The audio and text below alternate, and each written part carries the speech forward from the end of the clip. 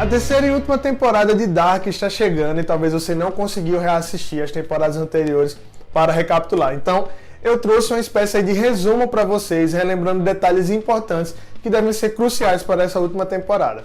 Eu já assisti a terceira temporada que a Netflix mandou pra gente aqui do Pipocas e a crítica completa já está lá no nosso site. O link vai estar aqui em algum desses cards aqui e também na descrição para você ler depois, logo assim que acabar esse vídeo. Tá zeradinho de spoilers, não se preocupa. Esse vídeo também não vai ter nenhum spoiler, lhe garanto, beleza? Então fica comigo depois da vinheta e aproveita aí esse tempinho para se inscrever aqui no canal, que a gente é gente boa e você vai gostar muito.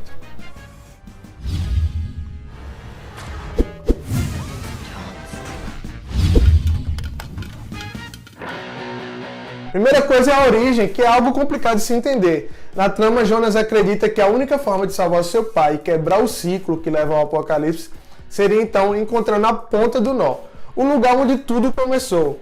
Esse ponto de origem poderia então ser a tal explicação para compreender os motivos daquela cidade de Widen estar presa em um loop temporal. E esse fato é algo que não apenas precisa ser explorado nessa terceira temporada, como também deve ser uma parte muito crucial desse desfecho, pois afinal de contas, como encerrar algo que segue de forma contínua? Até a segunda temporada a série segue a ideia de que a tal origem do loop aí começa quando Mikael, o pai de Jonas, comete o suicídio se enforcando em casa. A partir desse ponto, então, começa a jornada dos personagens através do tempo e espaço.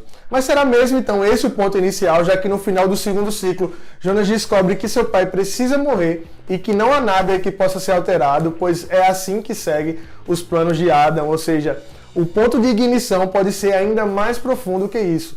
Ou talvez seja simples. Mas é fato, a origem de tudo será o fator mais importante para que tudo possa de alguma forma terminar. Há quem acredita também que o acidente nuclear que ocorre em 1986 abriu um buraco temporal e foi o ponto de origem para tudo. Será que foi isso então que aconteceu? Há muitas coisas aí não explicadas quando a história começa a caminhar pela década de 1980. Sabemos o que se passa em 86, mas não sabemos o que ocorre nos anos aí quebrados.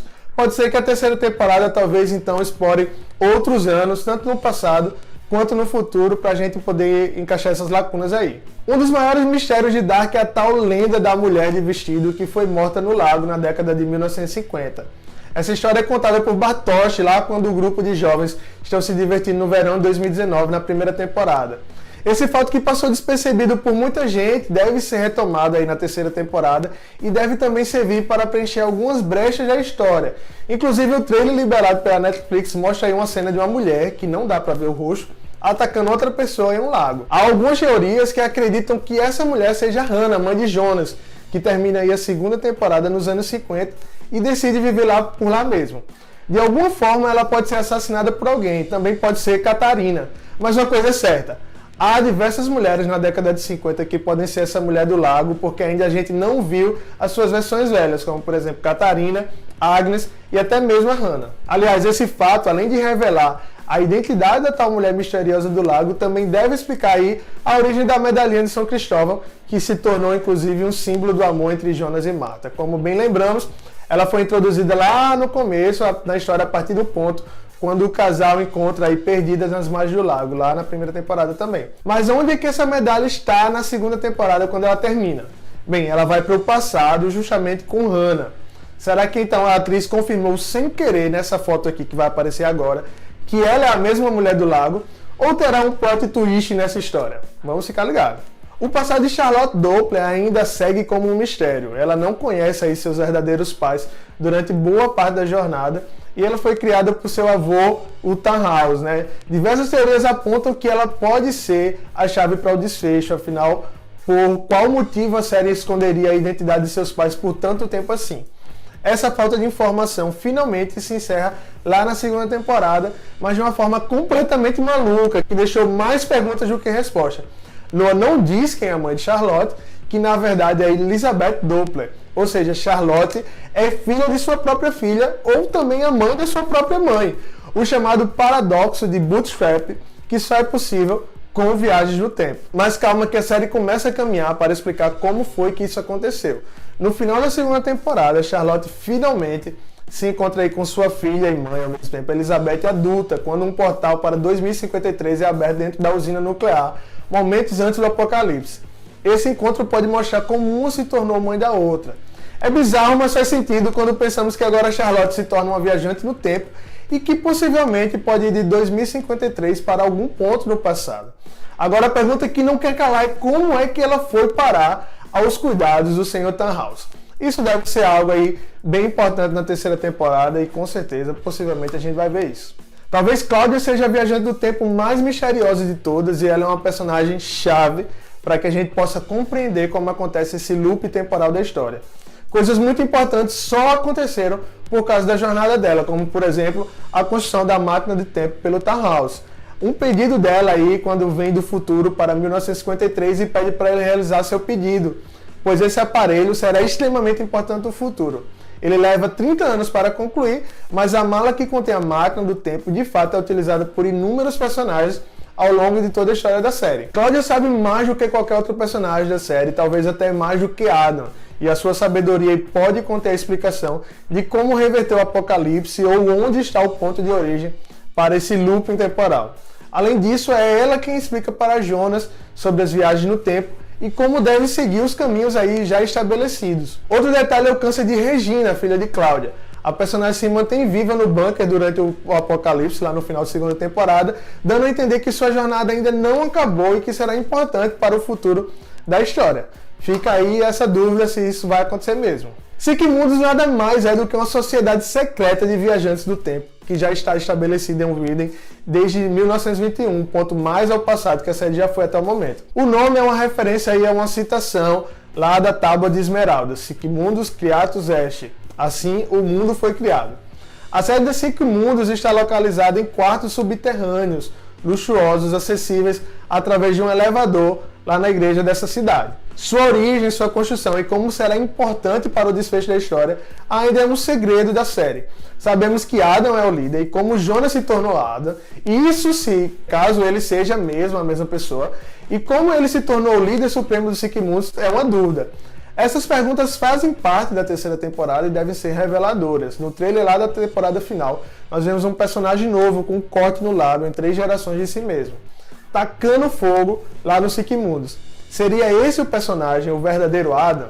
O importante saber também, antes de assistir a terceira temporada, é uma origem para o Sic-Mundus deverá ser mostrada e possivelmente deve avançar ainda mais no passado, indo talvez mesmo até 1800, já que foi citado que a sociedade secreta existe há mais de 100 anos. Agora fica a pergunta, como é que Adam vai parar tanto tempo assim antes no passado?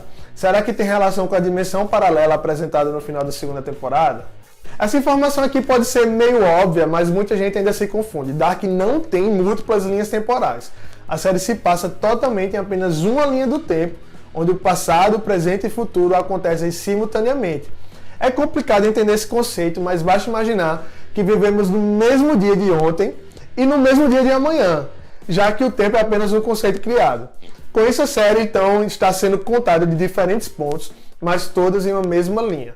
Por conta disso, algo que você fez no passado não altera o futuro, chamado efeito borboleta, já que tudo está acontecendo no mesmo momento. Algo que deve mudar na terceira temporada, já que uma nova dimensão foi apresentada, ou seja, existe um universo paralelo.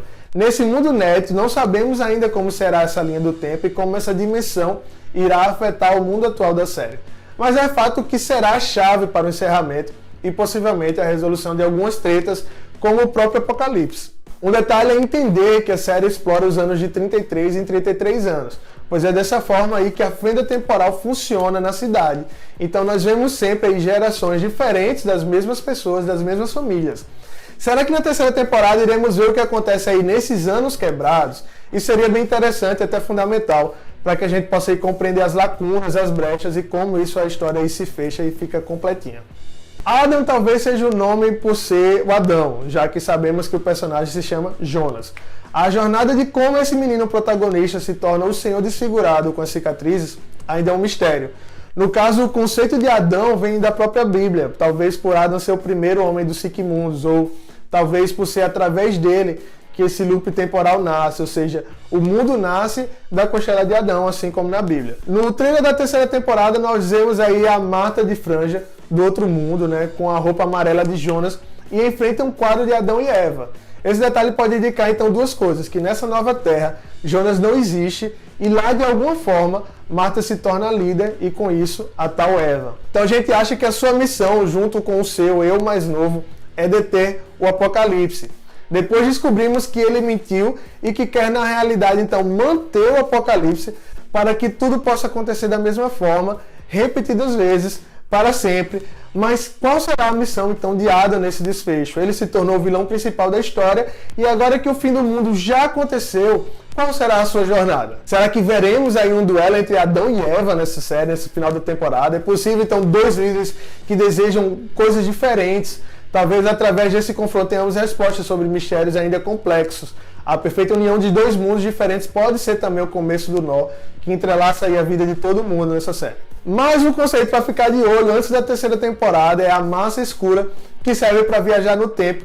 Também é o que provoca o Apocalipse. Sua origem ainda segue desconhecida, mas certamente será o elo principal para o desfecho da história. Seria alienígena ou criada por algum cientista maluco? No nosso mundo real, fora da série, a tal partícula de Deus também existe, é o nome popular para o bóson de Higgs.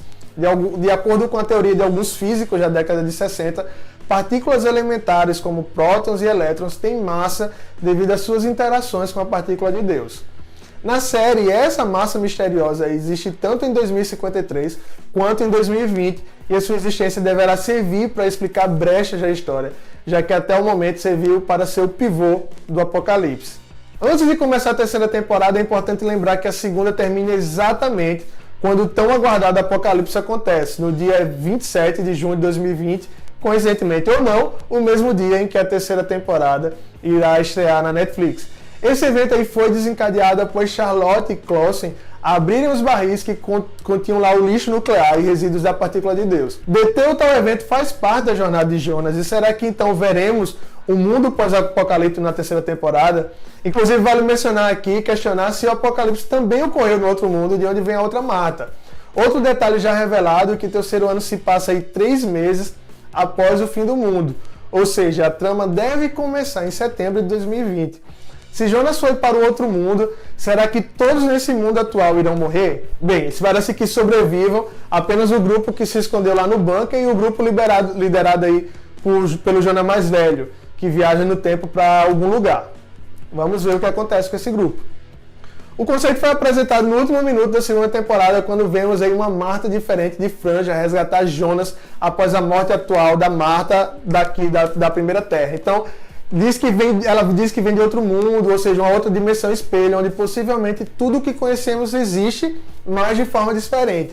Fotos dos bastidores da terceira temporada, postadas pelo elenco lá no Instagram, comprovam que nesse mundo paralelo, Jonas pode realmente não existir e o grupo de amigos está diferente. Magnus, por exemplo, tem cabelos pretos e o visual dos adultos também está um pouco modificado. Em um trecho do trailer, nós vemos rapidamente aí a casa de Jonas, porém com a escada virada para o outro lado, ou seja, possivelmente nesse mundo as coisas são opostas e diferentes, como se estivéssemos aí de frente para um espelho realmente. Além de brincar com viagens no tempo, agora a Dark vai começar a viajar entre dimensões, tudo nessa terceira temporada. Esse fato pode complicar ainda mais a nossa vida, que quem não compreende tanto a série assim, né, pode sofrer. Então resta esperar que o desfecho seja mais fácil de ser compreendido e que esse tal mundo paralelo sirva aí como principal elemento de conclusão. A existência desse mundo nos leva aí a perguntar se existem outros mundos ou se só poderia haver 2. Isso abre inúmeras possibilidades e poderia até mesmo render aí uma série derivada situada em um desses mundos paralelos. Aí, fica a dica aí, Netflix. Então é isso, espero que vocês tenham relembrado os principais pontos que a série precisa resolver nessa terceira temporada. O vídeo ficou um pouquinho extenso, mas tinha muita coisa para falar. Conta aqui nos comentários como está a sua expectativa para essa terceira temporada da série, beleza? Não se esqueça de se inscrever no canal, dar like no vídeo se você gostou, compartilha com seus amigos que estão pirando aí com as teorias de Dark. Tem outros vídeos aqui no canal também. Até o próximo vídeo. Tchau, tchau, gente!